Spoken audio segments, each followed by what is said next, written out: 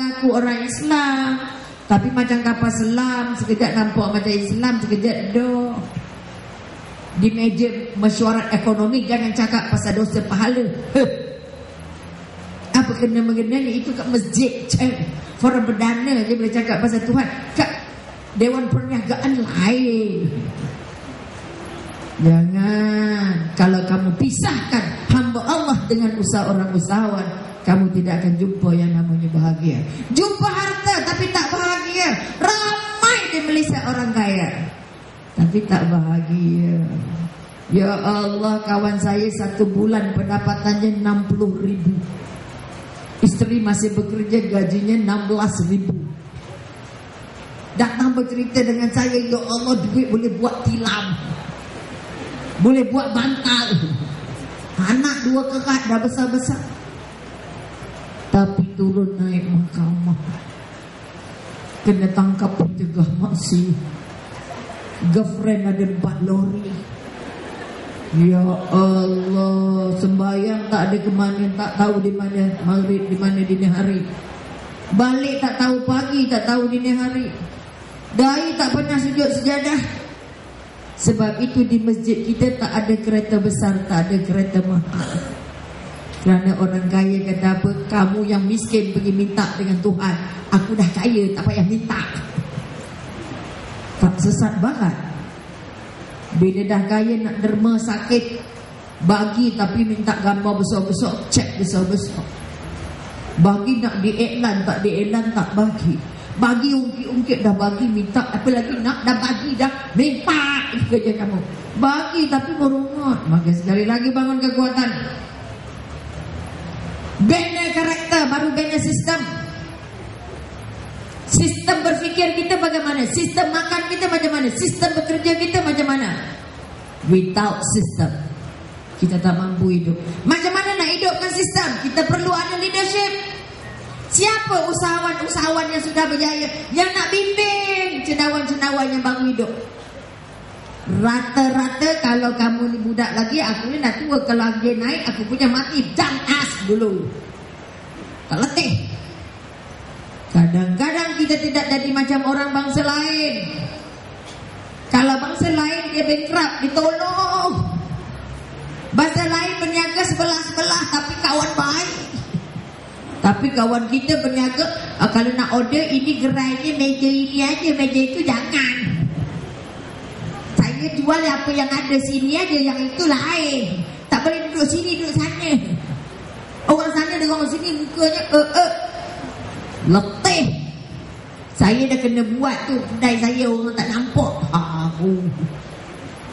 Kita sakit perut, kita sakit jiwa. Orang susah kita ketepuk tangan, orang untung kita sakit jiwa. Kerana hati belum bersih jadi hamba Allah. Maka sistem apapun, kalau belum betul sistem dengan Allah, tak mampu berniaga. Oleh itu bangun balik karakter. Saya nak jadi seorang usahawan dengan redha Allah. Saya nak jadi usahawan cari redha Allah, bukan cari untung. Siapa cari Allah, pasti rezekinya dibekalkan sebanyak-banyaknya. Tapi siapa cari rezeki, belum tentu jumpa Allah. Sebab itu tanya, aku berniaga sebab apa? Cari duit. Nak buat apa dengan duit? Pergi sedekah. Orang kaya Melayu sangat ramai, tapi nak sedekah, Allah, letih weh. Sebab itu kita lain dengan orang bukan Melayu, yang membantu all the time. Ni yang kita tak ada.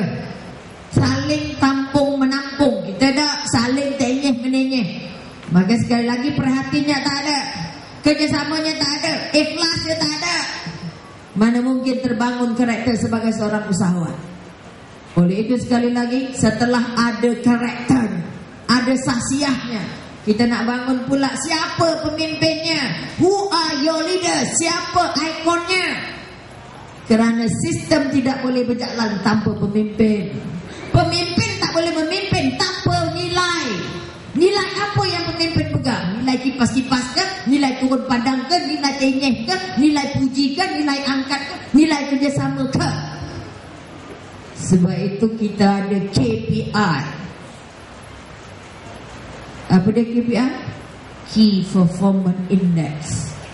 Tetapi kita tak ada KVI, Key Value Index. Kita sebut ke Jepun orang paling sungguh-sungguh bekerja, orang paling prihatin, orang paling rajin, orang paling banyak buat kerja, orang yang paling jujur. Saya di Jepun tinggal kamera di stesen kereta api. Turunnya pagi, petang pukul 4, kamera tak apa pun tak usik. Datang balik, ya Allah, syukur alhamdulillah. Kalau kita lintas, kita dah lesat. Ini yang kita tak ada. Orang jujur, orang Jepun tidak pernah berputus asa. Orang Jepun sangat jimat. Orang Jepun sangat rajin menambah ilmu. Kita berniaga dapat modal, tapi ilmu berniaga tak ada. Sebab itu kedai orang Melayu paling tidak mesra alam. Nak apa? Nak cari apa? Tengoklah, kok ada.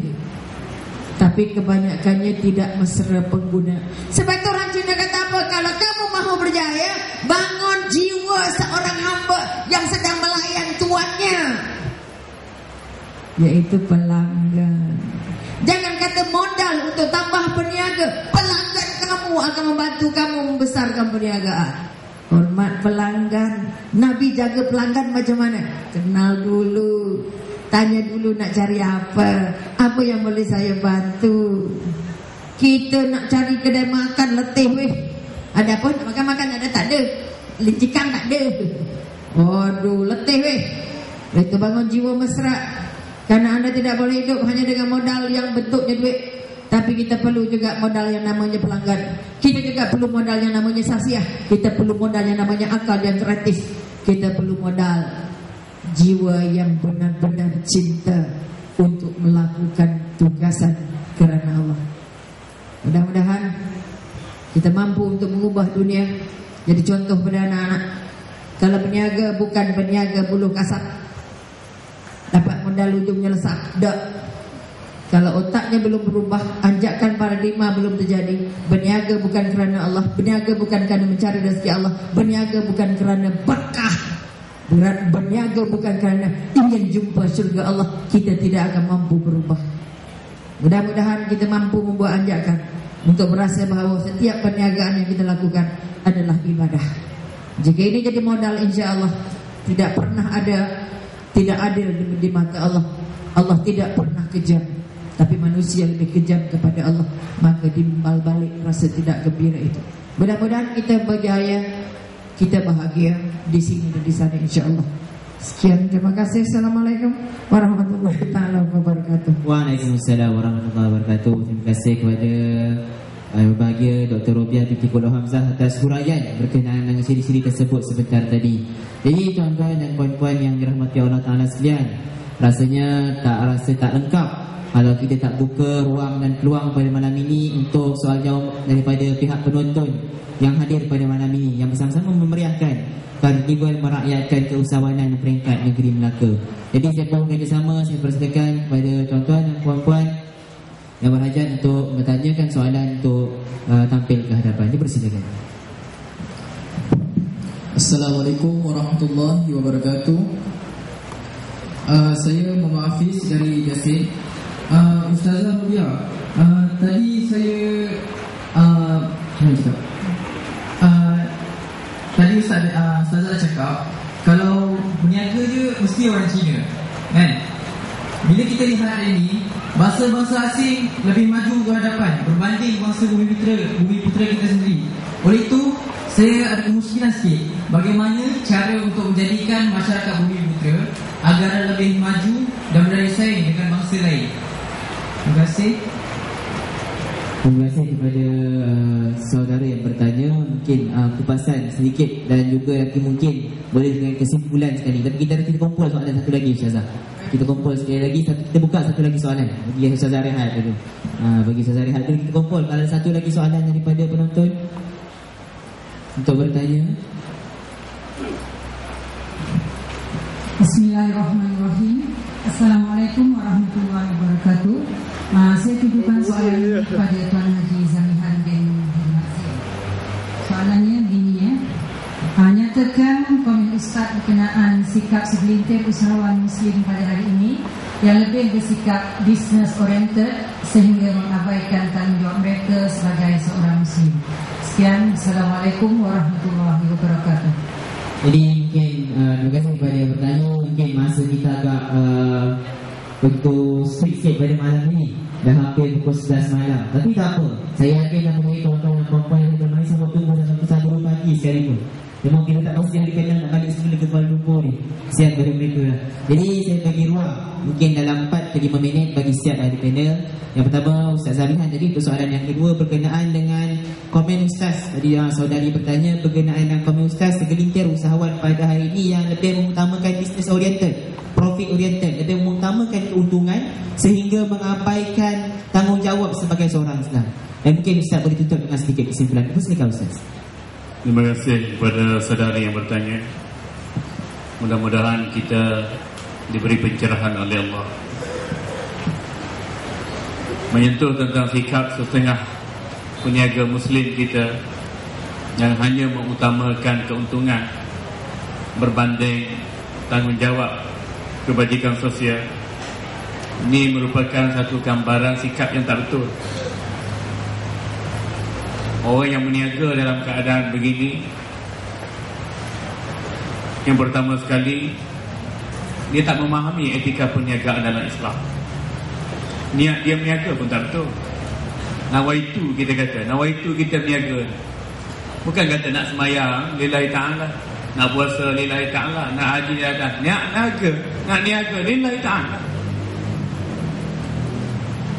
Kalau kita niaga lillahi ta'ala, kita bukan semata-mata cari duit. Kalau dapat duit pun, duit bukan hak kita. Keuntungan tu bukan hak kita. Hak kita tu rezeki. Kadang duit banyak, tak sempat makan, kita dimakan. Sakit, kena uji, kena bala, kena rompak, kena fitnah, mati hidup. Tapi yang kita cari ni rezeki daripada Allah.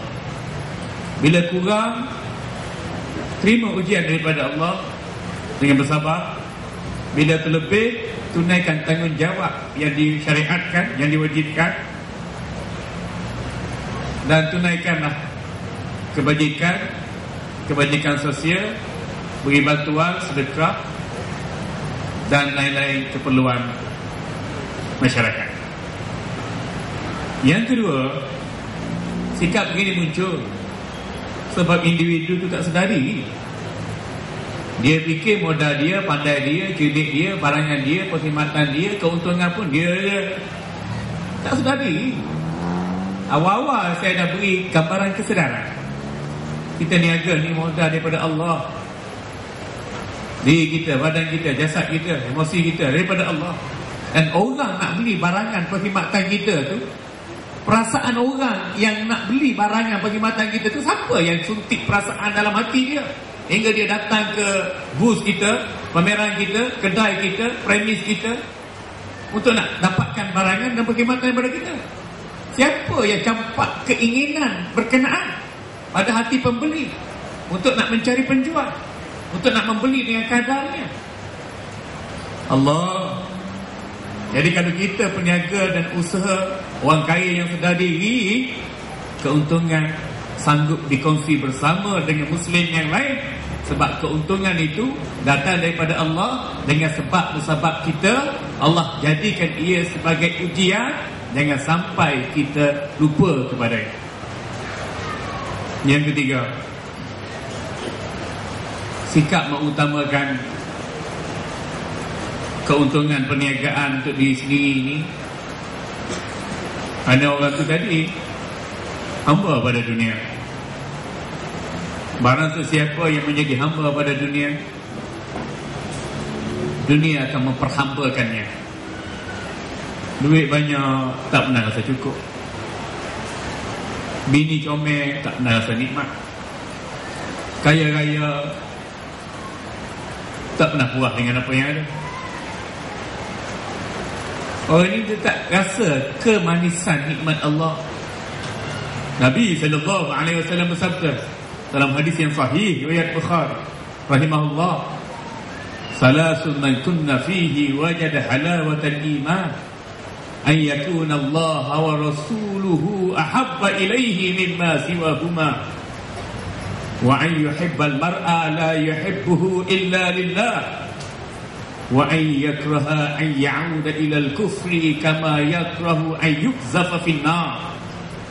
Maksudnya, 3 perkara bila kamu ada ketiga-tiga unsur ini, kamu akan rasai kemanisan iman.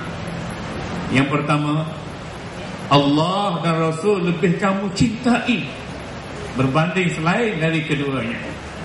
Kalau kita cinta harta, kita kuasa, kita tahta, kita glamour, kita nama tadi, artinya dalam lubuk hati kita tidak ada cinta pada Allah dan Rasulnya.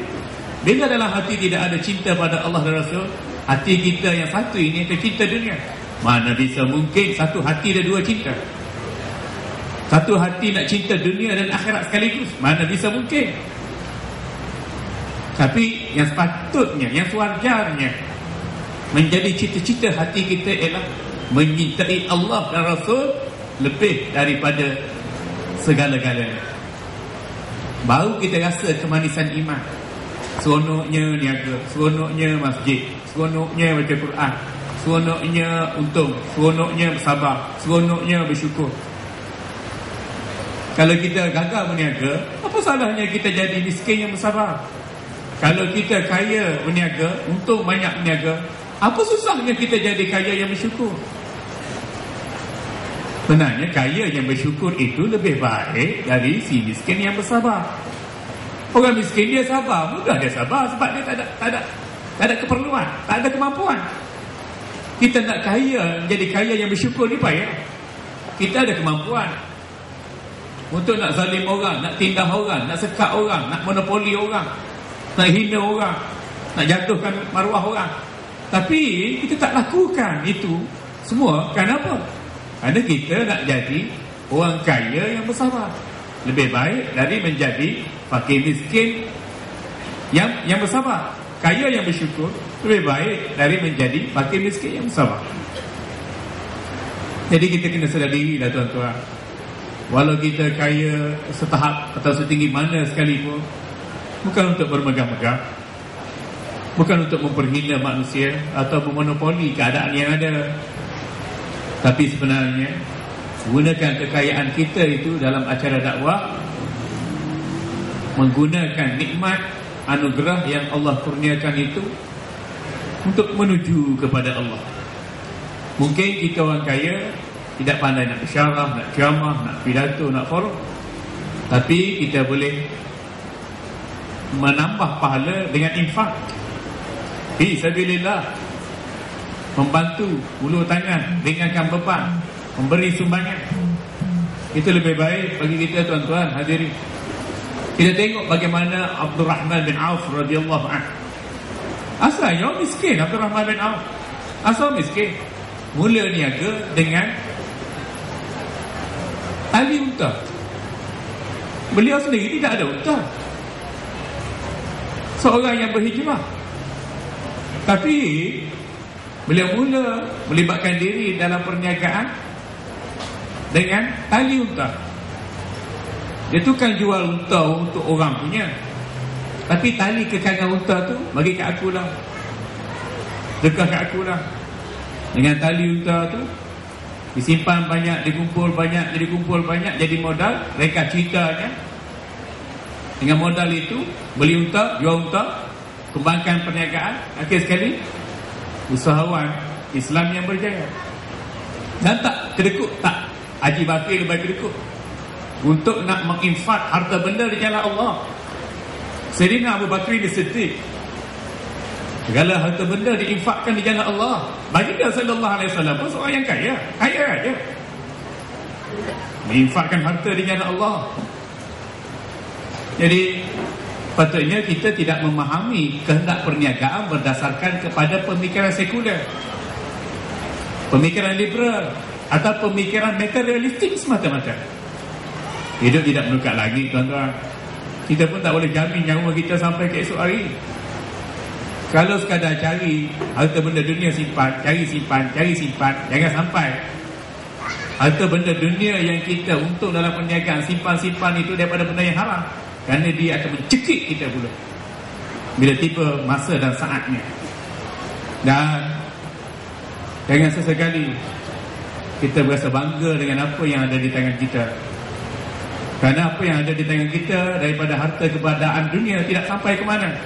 Tetapi sebenarnya apa yang ada dalam hati kita, itulah yang sebenarnya menyampaikan kita kepada Allah.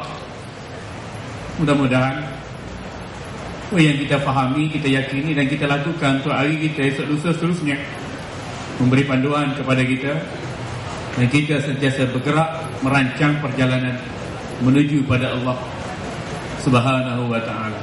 Sallallahu ala sayyidina Muhammadin wa ala alihi wa sahbihi wasallam. Alhamdulillahirabbil alamin. Terima kasih kepada Al-Fadhil Ustaz Zamihan atas jawapan dan juga kesimpulan sebentar tadi. Jadi kita kongsi sedikit berkenaan dengan soalan yang diberikan tadi oleh saudara Hafiz untuk diberikan kepada Al-Fadhil Ustazah. Seterusnya mungkin dalam 2-3 minit Ustazah boleh simpulkan sedikit berkenaan dengan forum kita pada malam ini. Silakan Ustazah.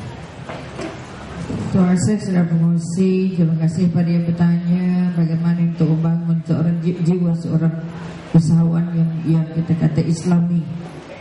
Saya tidak mengulang apa yang sudah disebut, kita sudah menguraskannya begitu banyak. Sekadar membuat tambahan bahawa semua ciri yang dimiliki oleh orang yang berniaga, tak kira bangsa apa, diangkat dari Islam. Sama dia orang Jepun, sama dia orang Indo, orang apa saja. Sebab itu dikatakan untuk berniaga kita mesti ada ilmu. Maka Allah kata ikra, baca. Sebab itu semua yang nak berniaga mesti ada ilmu berniaga. Tak kira sijil ke, tak kira degree ke, tapi dia harus ada ilmu berniaga. Sebab ilmu bukan universiti saja.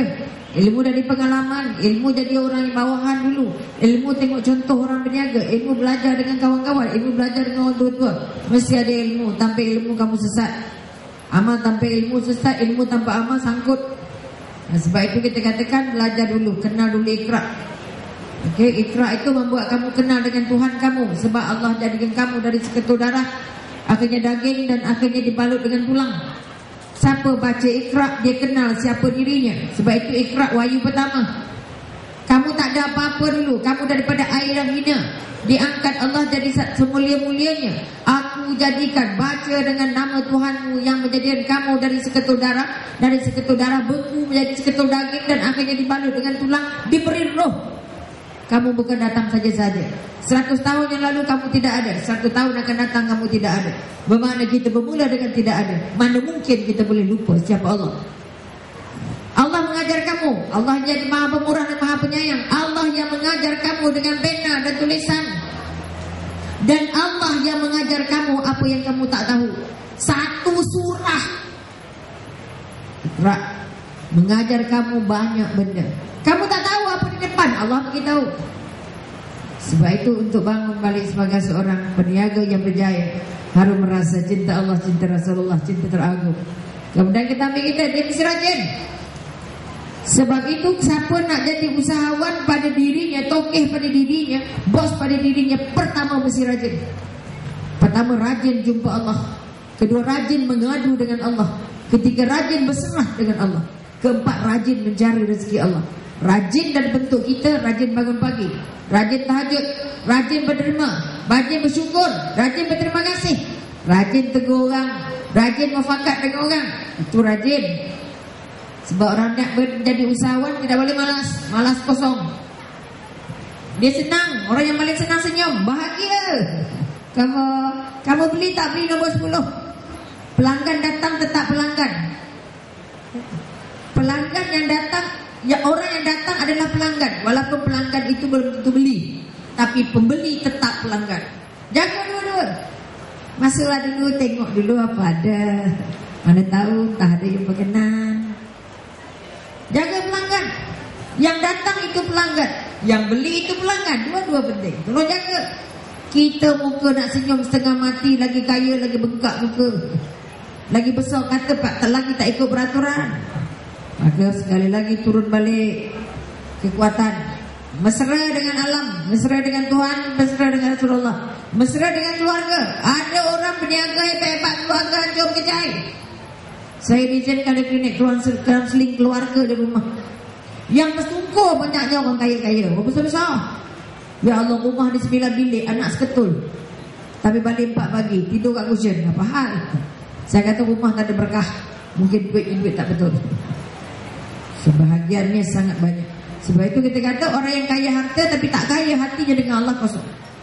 Ketiga, dia mesti sayang waktu. Tidak ada waktu yang terbuang. Tak ada ruang untuk sembang-sembang. Tak ada ruang nak jalan-jalan. Tak ada ruang nak cerita hal orang. Tak ada ruang nak cari buah orang. Tak ada ruang nak kata orang. Tapi ruang yang dia ada hanyalah untuk membangun perniagaannya, untuk mengangkat balik hubungan dia dengan Tuhan dan dengan keluarganya. 3 sendi. Tanpa Tuhan kamu tak jumpa keluarga. Tanpa keluarga kamu tak jumpa yang namanya bahagia. Sebab itu Nabi pesan, jaga diri kamu dan anak isteri kamu dari api neraka. Apa pun kerja yang kamu buat, bukan jaga perutnya, makan apa aja, minta aja apa-apa, ayah bayar. Dah. Wahai ayah, jangan ingat dah cari bawa balik duit terlepas tanggungjawab. Wahai lelaki, jaga diri kamu, anak isteri kamu dari api neraka. Kalau bawa duit haram, semua calon neraka. Oleh itu jaga. Sayang keluarga, dapat duit bagi keluarga. Hadiah dan sedekah teragung adalah untuk keluarga. Belajar-belajarlah, banyak belanja. Jangan belajar duit gelap. Belanja kawan, tapi belanja anak isteri kira setengah nyawa. Ketiga, kalau berjual barang bagi harga patut. Jangan untung sekali sampai hidup orang tak datang lagi. Biasakan. Sebab itu kalau berniaga, kita doa datang lagi. Mudah-mudahan jumpa lagi. Padanya orang kafir tu, okay, nice meeting you, thank you for coming, hopefully see you again. Niatnya nak jumpa balik, kita dah untung sekali jerat leher. Beli durian tapi berai cukup lah. Kata besar sikit harganya lain, kata kecil sikit harganya lain. Haru dia berniaga. Mana mungkin kaya.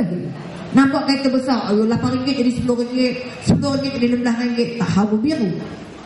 Punya tak ada kekuatan untuk jaga pelanggan. Ketiga, kita kata jangan bagi hutang. Kita jangan berniaga berhutang. Ini pun masalah. Karena hutang akan menjerumuskan kamu kepada kufur atau kafir atau pembangkrut.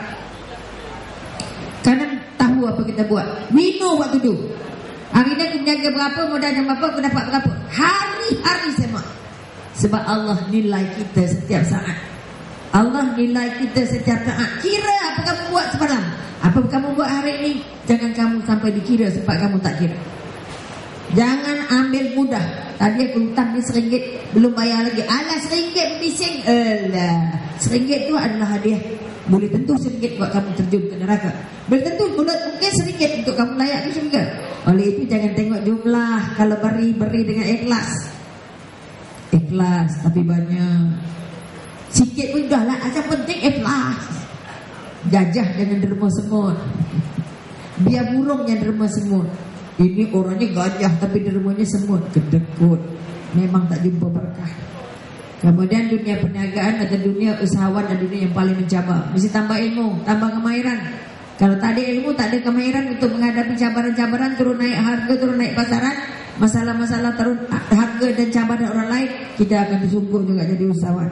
Kemudian mesti sikap dengan tulang. Tolong orang. Tolong dengan duit, tolong dengan doa, tolong dengan senyuman, tolong dengan barang-barang, tolong dengan tulang pak kerat, tolong dengan mata, ya Allah. Saya minta maaf tak dapat bagi duit, tapi saya doakan supaya orang lain akan membagi kamu duit yang lebih banyak. Saya doakan kamu supaya terdapat orang yang membantu. Ini kau tak datang tapi tak beli pun. Letih kita weh. Kemudian kita kata apa? Yakin. Kita yakin pelanggan itu senang hati dengan kita. Kita yakin orang yang berurusan dengan kita itu jujur. Kalau kita merasa tidak jujur, buruk sangka dengan orang 10 kali buruk sangka dengan kita. Orang Melayu sangat cepat buruk sangka. Oleh itu buangkan semua sikap itu supaya anda merasa anda adalah peniaga yang paling bahagia. Bila akhir sekali kita kata tinggikan nilai kemanusiaan. Berapa pun banyaknya perniagaan anda, bahagialah. Pakailah kasut biasa-biasa, baju biasa-biasa. Jangan terlalu banyak luar biasa sampai orang rasa awak ini bukan orang biasa. Ini yang kita takut. Ya Allah, jadilah manusia biasa. Sebab itu kalau pergi pasar, kalau tengok toke-toke yang besar-besar yang order barang selori, pakai singlet je. Okay, kalau pergi mana-mana nanti pun tak tahu dia toke duit ada milion-milion. Kita duit baru ada 4 keping dah ringgit satu alam. Dah pakai gelang sampai siku. Ya Allah. Sebab itu kadang-kadang kita kata duitnya berlipat-lipat, keretanya berkilat-kilat, rumahnya bertengah-tengah, isterinya cantik memikat, kadang-kadang jumlahnya 4, tapi hari-hari kiamat letih karena tak jumpa apa yang namanya berkat. Maka sekali lagi kita bangun balik kekuatan. Kita ada kebajikan, ada tanggungjawab, pertama tanggungjawab dengan Allah.